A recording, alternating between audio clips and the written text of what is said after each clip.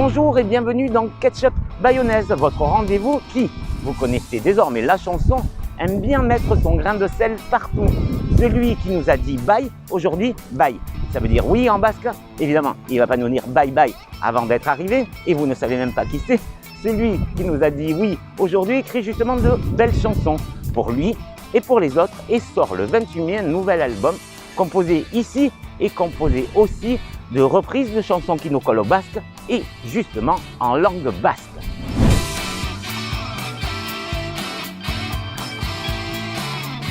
Celui qui s'est illustré jadis dans un célèbre télécrochet, celui qui sait aussi maintenant et depuis plus de 18 ans qui a volé l'orange du marchand est notre invité, le basque chantant au look d'adolescent et désormais grand. De son parcours à la Starac à son nouvel album maintenant dans les bacs, bienvenue dans l'univers de Patxi Garat.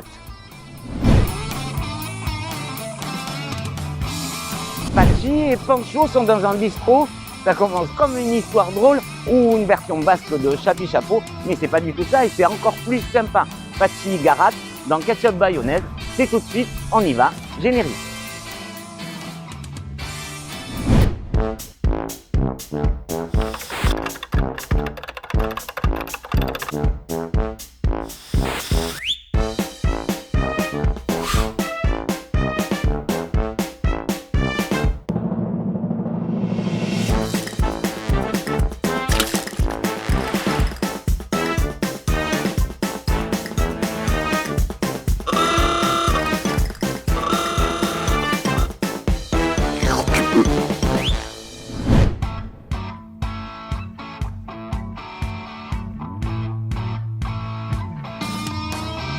Patxi, bonjour. Bonjour. Merci d'avoir répondu à notre invitation dans Ketchup Bayonnaise.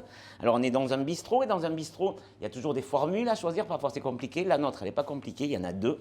C'est la formule tu ou la formule vous. Est-ce qu'on se tutoie, est-ce qu'on se vous voit? Tu, on se connaît. Ça me va bien aussi. Années. Voilà, exactement. On s'était déjà croisés à l'époque, il y a très longtemps. Ça ne nous rajeunit pas, mais bon, enfin, ça fait vieux con en disant comme ça, mais c'est quand même vrai. Alors, la première question, c'est pas tout à fait une question. Dans un bistrot, donc, il y a une carte avec des menus qui décrit l'ambiance du lieu. S'il y avait une carte imaginaire, Patxi Garat, il aurait écrit quoi? Enfin, c'est une façon déguisée de te demander ton parcours, ton CV. Comment tu te présentes, toi?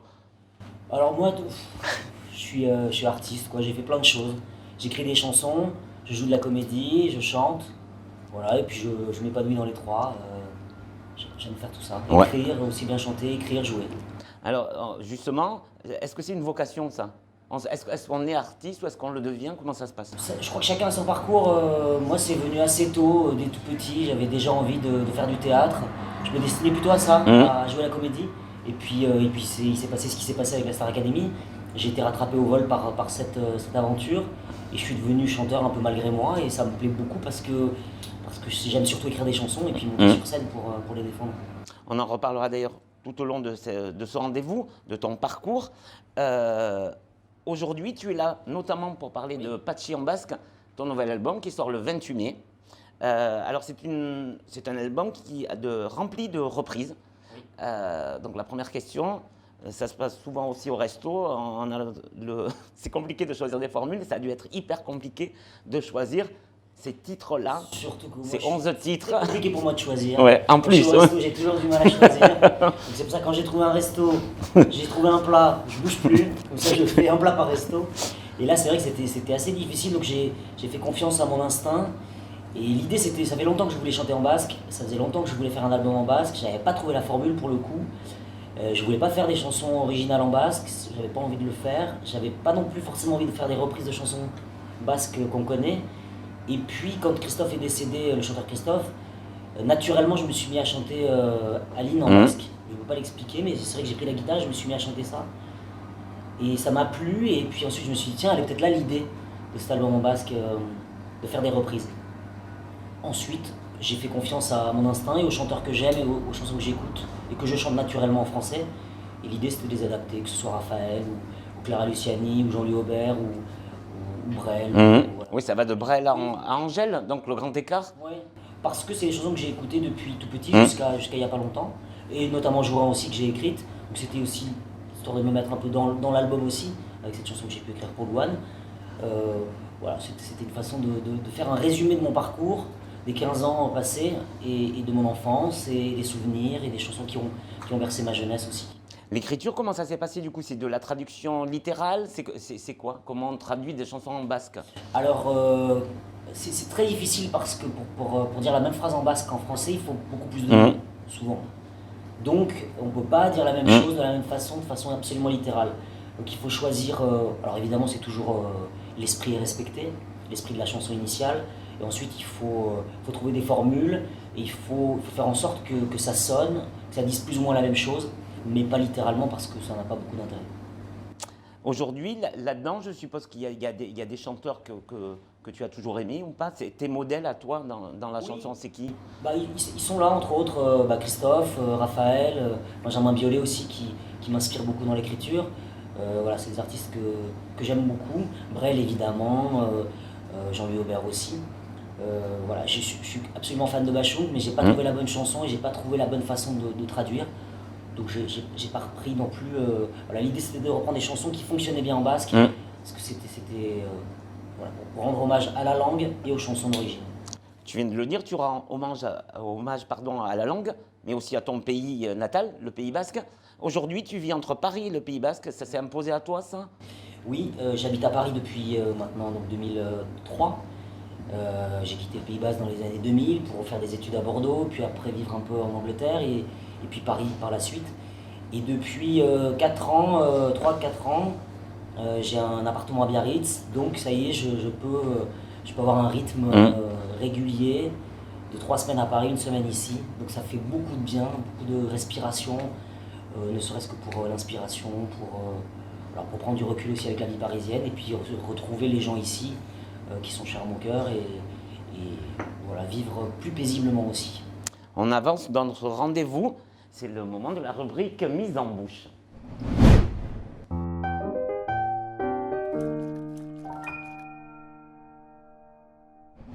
Pachi, ta boisson idéale à l'apéritif? Ah oulala. Il y en a beaucoup, ça veut dire ça? Ça peut être un bon verre de vin, plutôt rouge, plutôt corsé, pas trop fruité, voilà, un peu épicé, ça j'aime bien. Et puis sinon quelque chose de plus frais, un bon gin, ou voilà, ça ira très bien avec des glaçons et soit un peu de martini dedans ou juste un peu de Schweppes. Ça dépend de l'endroit et des gens avec qui tu partages ça. Voilà. Il faut savoir s'adapter, c'est bien. Dans la vie en général, qu'est-ce qui te met l'eau à la bouche? Qu'est-ce qui me met l'eau à la bouche?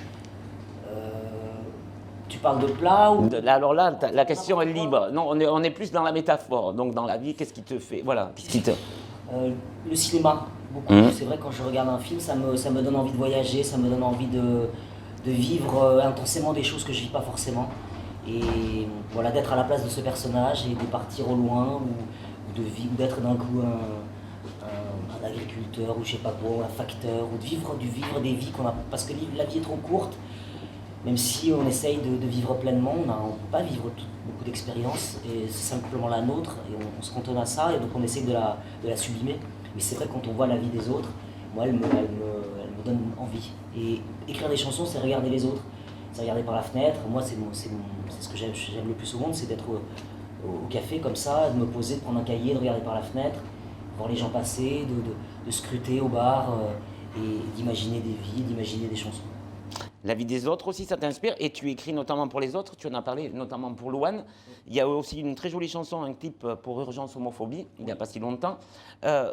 Aujourd'hui, comment on choisit ces collaborations? Est-ce qu'on vient vers toi? Est-ce qu'on te dit j'aimerais que tu écrives pour moi? Ou est-ce que tu envoies des textes à des gens? J'en fais plein, j'en écris, parfois en pensant à quelqu'un, parfois en pensant à moi, et puis ça atterrit chez quelqu'un d'autre. Et parfois il y a des commandes, ou il y a des rencontres avec des artistes, on discute, on échange, et voilà, c'est essayer de se mettre à la place des autres pour faire des chansons. C'est quelque chose de fort, parce que quand j'écris, par exemple pour Louane, quand j'ai écrit ces chansons sur le premier album, il fallait quand même se mettre à la place d'une jeune fille qui avait 16 ans, 17 ans. J'en suis quand même assez éloigné, et l'idée c'était voilà, de retrouver son regard, d'imaginer ce qu'elle ressentait. Après on aura reparlé avec elle bien sûr, mais trouver des mots qu'elle n'arrivait pas forcément elle-même à trouver. Aujourd'hui, si tu avais une baguette magique, s'il y avait une ou deux ou trois, allons-y, personnes pour lesquelles tu aimerais écrire, ça serait qui? Oula, il y en a beaucoup.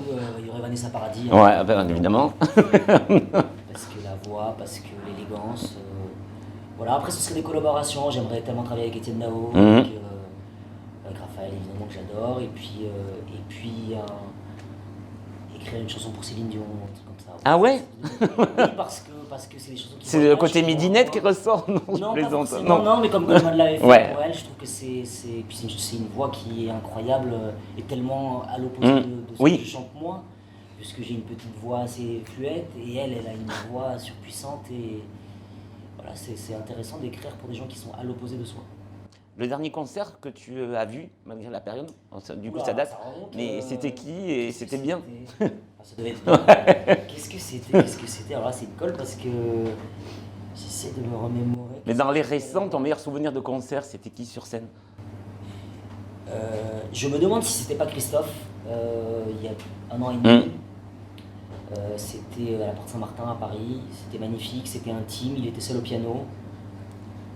C'était bouleversant parce que les chansons sont incroyables et puis on les redécouvre quand il les chante comme ça au piano et il s'était mis en plus à apprendre le piano assez tard. Donc ça c'est aussi un beau message pour ceux qui veulent apprendre un instrument même à 40 ans, 50 ans. Voilà, c'était vraiment très beau, vraiment suspendu. On continue doucement, Allez. c'est la rubrique condiment.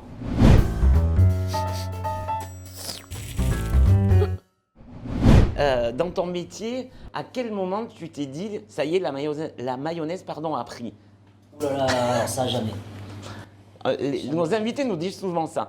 Ah oui, non, surtout dans ce métier, alors vraiment, non, c'est impossible. J'ai connu des hauts, j'ai connu des bas, j'ai connu des milieux, donc vraiment, je sais ce que c'est quand ça fonctionne. Je vois le regard des autres sur soi, je sais aussi quand on est en bas de la pente, que le regard est un peu plus indifférent, pour être gentil.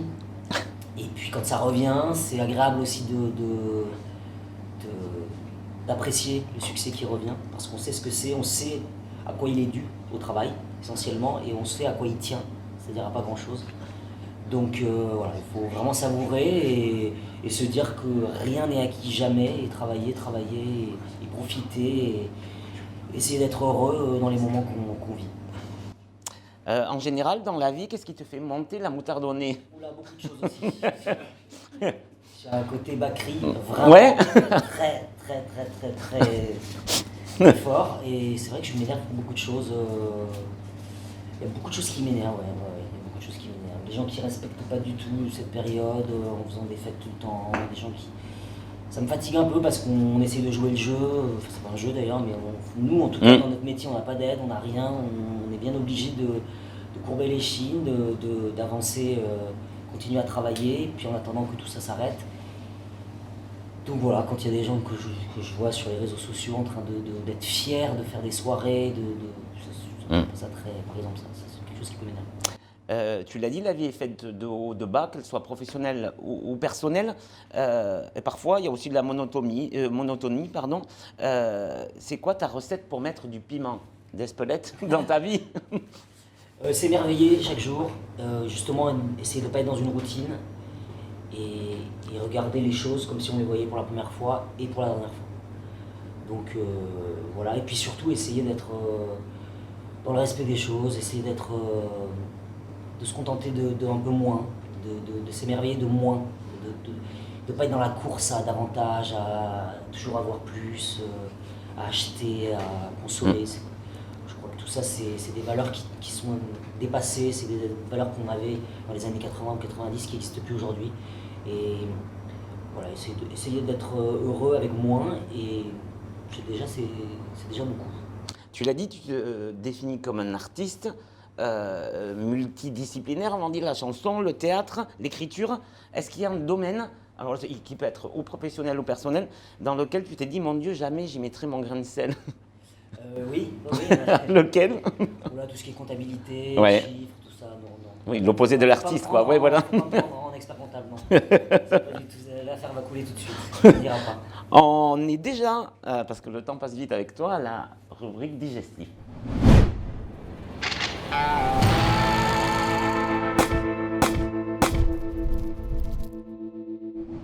Les coups durs, Patchy, tu les digères comment? Je les digère plutôt bien, je crois. Je suis issu d'une famille qui a toujours montré de la volonté et de l'abnégation. Donc je crois que j'ai hérité de ça. Et alors j'y suis pour rien. Je crois avoir de la chance de pouvoir tenir bon, malgré mon petit corps. Je crois avoir pas mal de force. Et ça aide à avancer, à relativiser. Parce que justement les coups durs, c'est comme ça qu'on peut les dépasser, c'est en les relativisant. Après, parfois il y a des choses très difficiles qui peuvent arriver, évidemment, qui sont plus difficiles, moins faciles à gérer, pardon. Donc moi je parle évidemment de ce qui a pu m'arriver. J'ai l'impression quand même d'être plutôt préservé, privilégié, évidemment, mais voilà, il faut relativiser. La Starac, c'était 2003 déjà, Oui. ton passage à la Starac. Comment justement on digère une célébrité soudaine comme ça? Parce que c'était les grandes heures de la télé-réalité et du coup tu t'es trouvé exposé Oui, d'un coup. exposé, surexposé. Voilà. Je crois que ça, je reviens à la question d'avant, toujours la cellule familiale, l'éducation, voilà, être solide sur ses bases et justement pouvoir supporter aussi bien les coups durs que les coups forts. Et donc la célébrité et tout ça, c'est des choses qui sont pas faciles à gérer, mais c'est plus facile à gérer quand on a une éducation qui nous préserve de tout ça. Donc, voilà, je pense que j'ai eu de la chance par rapport à ça de pouvoir gérer ça pas trop mal. Aujourd'hui, 20 ans après les débuts de la télé-réalité, il y a un engouement artistique et littéraire autour de la télé-réalité. Le roman d'Aurélien Bélanger, télé-réalité, celui de Delphine de Vigan. Toi, 20 ans après, quel regard tu portes sur ça? Alors, j'avais pas l'impression de participer à une télé-réalité, moi c'était plutôt un télécrochet. Un télécrochet. Mais effectivement, on a été filmé, donc vraiment c'était. Mais je l'ai vécu, à l'époque avec de la naïveté, voilà, avec ma jeunesse. Et puis aujourd'hui, quand je revois tout ça, j'ai de la tendresse pour le garçon que j'étais. Je suis bien différent 20 ans après, heureusement. Les années passent. Mais j'ai de la tendresse pour tout ça. C'était un beau moment. Je ne regrette pas du tout. Je pense que si je devais le refaire, je le referais. Parce qu'il y avait. Puis il y avait une opportunité de rencontrer des artistes incroyables, de chanter avec Jacques Dutronc, Bien sûr. d'être aux côtés de Johnny Hallyday, voilà, de chanter avec Charles Aznavour. C'était des moments absolument fous et qui m'ont, en tout cas, qui m'ont donné une formation accélérée de la musique, du métier. Et je ne regrette pas du tout. Et est-ce qu'il y a aujourd'hui encore une interview sans qu'on te pose cette question de ton passage à la Starac? Non, c'est Est-ce que, oui. voilà, est-ce que ça te, Même sur les c'est réseaux, pesant ça, non ou pas? Non, pas du tout. Non, ça fait partie du parcours. Comme on parle de Louane, Bien sûr. de Jourin, très très souvent. C'est des choses qui marquent, ça veut dire que j'ai marqué aussi. Donc, je crois que ça ne me dérange pas du tout. Au contraire, non, ça me fait plaisir. La réalité d'aujourd'hui, t'en penses quoi, les Marseillais, les trucs? Je m'en doutais, je sais pas pourquoi. Moi non plus, je rassure. C'est vrai qu'à l'époque, quand je te dis que j'avais participé à ça, j'aurais pas participé au Loft ou à ces émissions de l'époque. J'avais participé à cette émission parce que c'était une émission de musique. La Nouvelle Star n'existait même pas quand j'ai participé à. C'était la première émission de télécrochet de l'époque. Donc c'était vraiment la musique qui m'intéressait et c'était pas le côté voyeuriste. Alors aujourd'hui, je regarde pas du tout ces émissions. Je sais pas, peut-être que dans 20 ans, on les trouvera aussi douces et. Peut-être. J'ai j'ai du mal, mais bon. Je ne peux pas vraiment juger. On est dans la rubrique digestif. On va faire peut-être du name dropping, mais tant pis. La chanson ou l'artiste qui pour toi est complètement indigeste, que tu peux pas écouter. Que je peux pas écouter. Alors, souvent il y a une question qu'on pose, tu sais, la question du plaisir coupable de la chanson. Ouais. Alors je réponds rarement à ce genre de questions parce que si j'aime une chanson, c'est que je l'aime. Donc il n'y a pas de plaisir coupable à dire tiens celui-là il n'est pas assez élégant pour que je puisse dire que je l'aime au premier degré. Enfin, donc, et la même chose pour cette question, j'ai du mal à jeter quelqu'un en pâture et dire lui je l'aime pas, ou je préfère parler des chanteurs que j'aime. C'est pas la langue de bois, c'est juste que j'ai. Voilà. Non, mais il y a des univers voilà. J'écoute de tout, j'écoute aussi bien du rap Alors c'est vrai que la musique électro, c'est de la musique que j'écoute moins. C'est parce que je connais moins.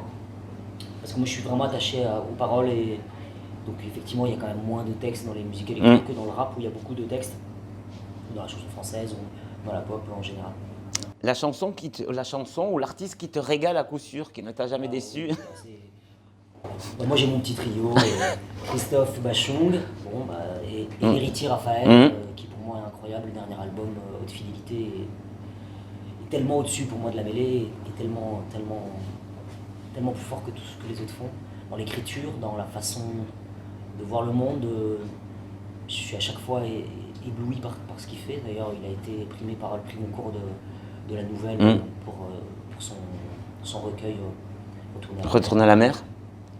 Donc lui vraiment il m'éblouit, et puis aussi dans ses choix musicaux, il est pas dans la facilité, il est en train de construire une carrière incroyable, un peu en marge, mais ouais, c'est très fort. Une bonne chanson pour toi, c'est quoi? C'est un texte avant tout, c'est une mélodie, c'est les deux? Non, c'est l'ensemble, oui, c'est l'ensemble. C'est quelque chose qu'on n'avait pas... Moi j'aime bien les chansons où on se dit tiens j'y avais pas pensé, et c'est tellement évident, et c'est tellement... Voilà, et j'aime bien la simplicité dans les chansons. Et j'aime bien quand, comme tu dis, quand ça se marie bien et que ça apporte une vision qu'on n'avait pas forcément de quelque chose. On va terminer avant de passer à la tournée du patron qui nous guette. Ah, enfin, Mais enfin, oui. depuis que temps qu'on en parle. Le plus joli mot dans la langue basque, c'est lequel pour toi?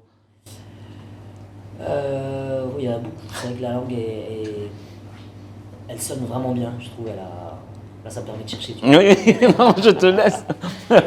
Qu'est-ce que je pourrais te dire comme joli mot? Le mot cœur, Biotsa, je trouve ça vraiment beau, et non, c'est joli, Biotsa c'est joli. Ou alors le mot Aremana. Aremana, ça veut dire une relation, et ça se décompose en deux, c'est Ar et Taeman, prends et donne. Et donc, Aremana, c'est donner et prendre en même temps. Et c'est comme ça qu'on définit le mot de relation. Et je trouve ça assez beau. Très bien. Ben écoute, puisque tu l'attends, on y va, c'est la tournée du patron.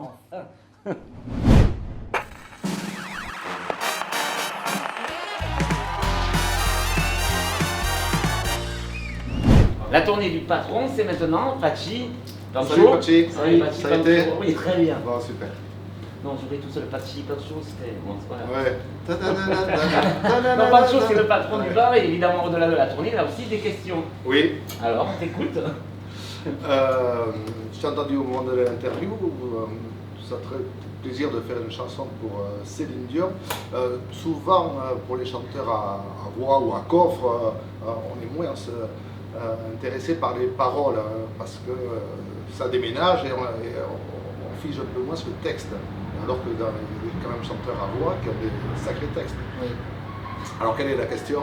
C'est ça la question. Oui, non, c'est de dire pourquoi on met toujours l'auréole soit sur la voix, soit sur le texte, mais c'est rarement tu vois. Bon, oui, Raphaël chante bien, je veux dire, je suis pas, mais je veux dire, il n'est pas dans les Chanteur à voix. non, enfin, même s'il a une voix, enfin, ce que je veux dire, c'est qu'il a aussi Non, c'est vrai, son timbre, mais parce que souvent, voilà, on met l'accent sur la voix, parce que la voix est comme un instrument, parce que ça devient quelque chose d'incroyable.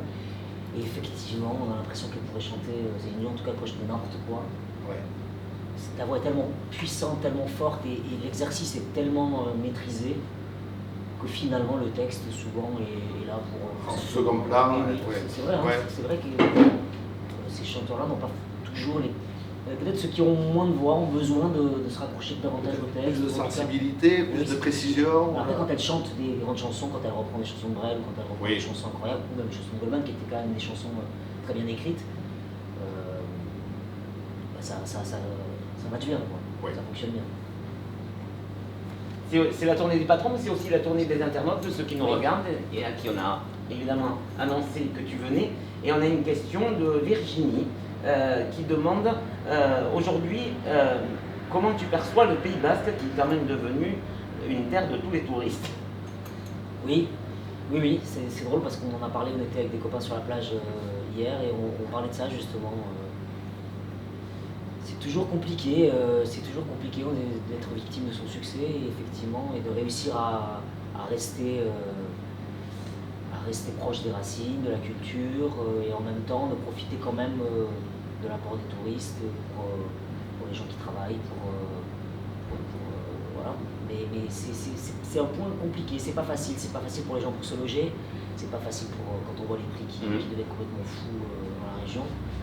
C'est difficile, il y a des gens aussi qui spéculent beaucoup, qui achètent pour revendre immédiatement, donc ça c'est même pas des touristes, donc tout ça c'est des questions un peu difficiles. Il faut une vraie volonté politique pour que le Pays Basque ne se transforme pas trop, et déjà dans les constructions, dans les maisons qu'on est en train de mettre partout, et puis également voilà, les touristes il ne faut pas que ça devienne du tourisme de masse, il faut que ça soit du tourisme de qualité.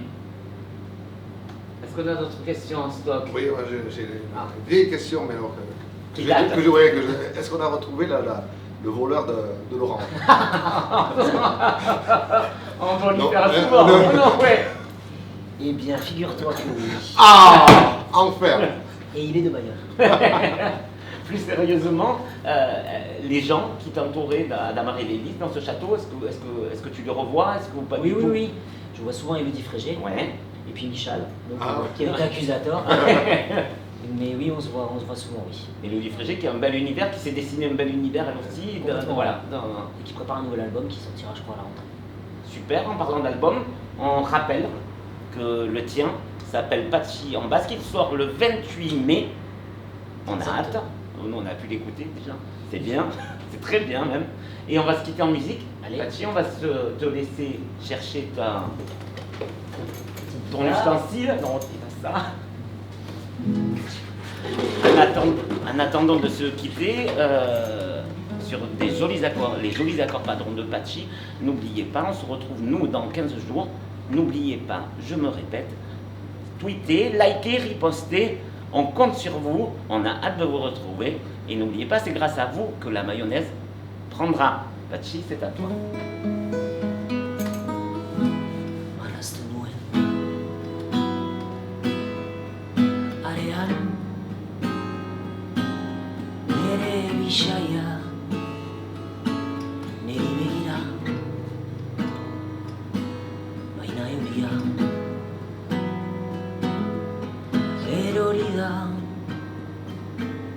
Beti bezala desagertu da